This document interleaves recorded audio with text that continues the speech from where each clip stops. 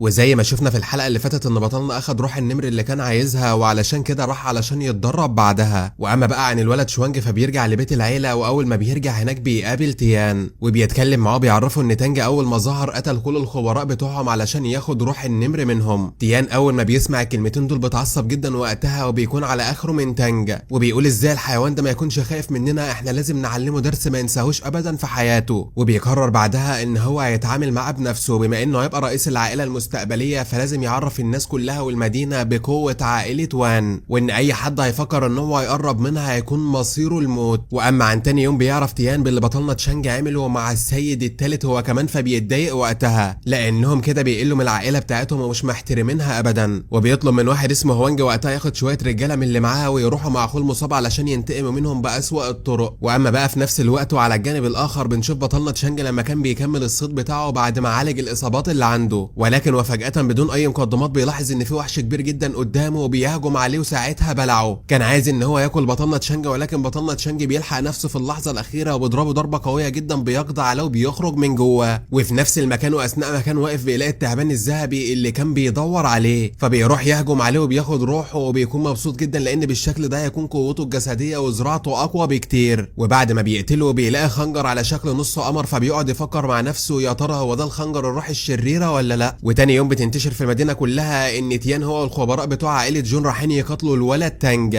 الناس كلها بتكون مستغربة من اللي بيحصل، ولكن بيتكلموا وبيقولوا الولد تانج هيتم القضاء عليه دلوقتي، بس هو يستاهل لان هو اللي استفزه، ومن الواضح كده ان هو مستحلف له مش هيعدي الموضوع ابدا على خير. وساعتها بيتجمعوا في المكان بتاع القتال علشان يتفرجوا على اللي هيحصل. وفي نفس الوقت بنشوف المحاربين الثلاثة لما كانوا بيتجمعوا علشان يروحوا يشوفوا القتال اللي هيحصل دلوقتي. وساعتها كانوا بيقولوا ان في مشاكل كتير هتحصل لو فعلا تيان قتل الولد تانج زي ما هو بيقول. وعلى الجانب الاخر بقى وفي نفس الوقت بيوصل بطلنا للمدينة وبيتفاجئ ان ناس كتير جدا متجمعين في المكان ده حتى شياو ويانج موجودين، والابطال الخمسة كلهم كانوا موجودين في نفس المكان هما كمان. هو مستغرب جدا ومش عارف السبب لحد دلوقتي. وفي نفس الوقت بيلاحظ ان تانج واقف في نص التجمع ده هو والولد تيان. الجو كان مشتعل تماما، وتيان وقتها بيتكلم وبيقول له ان هو جه مع الخبراء بتوع العائلة كلهم علشان يقضوا عليه بعد اللي هو عمله. تيان ما كانش ناوي ان هو يجيبها البر، وبيبص للخبراء اللي معاه وبيطلب منهم ان مفيش اي حد منهم يتدخل ابدا، وطلب منهم ان هم يقفوا بعيد ويتفرجوا عليه وهو بيخلص عليه قدام العالم كله. وبرغم الخوف والقلق اللي بيحصل ده، ولكن تانج ما بيكونش خايف ابدا وبيقف بكل ثقة وبيقول له عايزك تورينا هتعمل ايه. واذ فجأة هم واقفين بيتكلموا وبيقدر ان هو يغفله وبيهجم عليه فجأة. بطلنا بيكون واقف يراقب اللي بيحصل من بعيد ومتفاجئ جدا من قوة تانج الحقيقية، ما كانش مصدق اللي هو بيشوفه. وده بالرغم ان هو بيقاتل واحد في قوة تيان المفروض ان هو يكون مرعوب، ولكنه ما بيبينش ولا ذرة خوف واحدة. وفي نفس اللحظة بيقرر تيان برضه ان هو يرد له الهجوم، وبيجمع كل قوته وبيهجم عليه بنفس القوة اللي هو عاملها، وبيبدأوا ان هم يتبادلوا الهجمات القوية جدا ضد بعضهم. ولكن وفجأة تانج بيتحرك في نص المعركة، فبيفتكر تيان ان هو بيهرب وبيروح يجري علشان يلحقه قبل ما يمشي من المكان. وفي نفس اللحظة بيلحقهم برضه الولد شيا هو المحاربين الخمسة علشان يتابعوا اللي هيحصل. اما بقى عن بطلنا فبيفضل واقف مكانه بيفكر في قوة تانج المرعبة اللي هو شافها منه من شوية، واللي قدر وقتها ان هو يدمر بقى كل حاجة بكل سهولة. وكان بطلنا بيفكر ان هو يروح وراهم علشان يتفرج، ولكن للاسف ما عندوش القوة الكافية علشان لو حاجة حصلت له يقدر يدافع عن نفسه. وبيتكلم بعد كده مع نفسه وبيقول علشان اهزم واحد منهم لازم ازود قوتي الجسدية وكمان مستوى الزراعة بتاعتي. لا ومش بس كده، لا لازم يوصل للطبقة التاسعة من المسار الروحي، ولازم في اسرع وقت ممكن يعمل اللي هو بيقول عليه ده. وبيقرر ان هو ما يضيعش وقت اكتر من كده، وبينطلق ساعتها علشان يتدرب ويقرر حبة تشانجا. ولكن وفجأة واثناء ما كان ماشي في الطريق بيلاحظ ان بيت جده كان بيولع وقتها، فبيروح لهناك جري علشان يشوف ايه اللي بيحصل. وبيقابله جده ساعتها وبيعرفه ان عائلة جون اخذت هوانج وقتها، ورغم كده هو كان قادر ان هو يوقفهم، ولكن عائلة جون من اقوى العائلات اللي موجودة في المدينة، ولو وقف قصادهم وتحداهم وقتها ساعتها ممكن يفضحوهم وهتحصل مشاكل كبيرة جدا لو الاخبار انتشرت للناس. ورغم ان تشانج بيفهم كلام جده، ولكن بيقرر يتعامل مع الموضوع بنفسه وينقذ هوانج يان. وبيقرر ساعتها يروح لعائلة جون، واول ما بيوصل هناك بيسأل الحارس اذا كان السيد الثالث جاب بنت عندهم. الحارس وقتها بيضحك عليه وبيستهزئ بيه، بيقول له انت لو جاي لحد هنا علشان تنقذها فانت كده بتسعى لموتك. بس بطلنا تشانج بيتعصب جدا، وقتها بيقرر ان هو يجمع كل قوته وبيهجم عليه وبيدمر البيت من بره. وبيدخل بعدها البيت وبينده على هوانج، ولما بتردش عليه بينده على السيد الثالث وقتها، وبيفضل يشتم فيه وبيهدده يسلم هوانج والا هيقتله هو وعائلة جون كلها ومش هيرحمهم ابدا. بس وهو عمال بيهلل في البيت كده بتظهر مجموعة من الخبراء بتوع العائلة وبيضحكوا عليه وقتها بيقولوا بيقولوا له العب بعيد يا شاطر، هو انت جاي تعمل ايه هنا يالا؟ وبالرغم ان هو مستواه ضعيف جدا ولكن بيقرروا ان هم يخلصوا عليه بسبب اللي هو عمله.